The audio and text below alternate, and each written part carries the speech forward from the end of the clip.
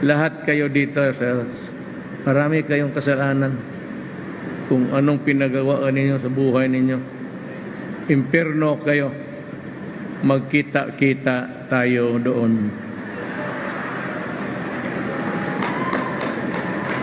At huwag kayong matakot, sinasabi ko, kung mapunta tayo sa impyerno, marami tayo.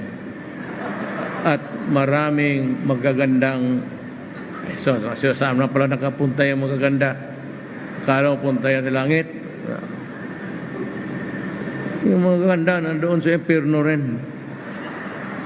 Kaya ako, pag ako ang namatay, totoo, at magkasabay tayo sa gano'n, mag-parade tayo, punta tayo doon sa trono ni Satanas.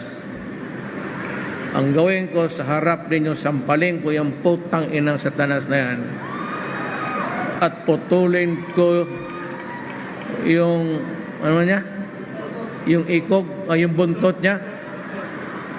Gawain natin balbakua, sabayan natin ng inom doon. Wala yan, huwag kayo matakot niya kay Satanas. Ano bang tayo patakutin ng Satanas? Nakakutan. Di bale, malapit na tayo mag-take over.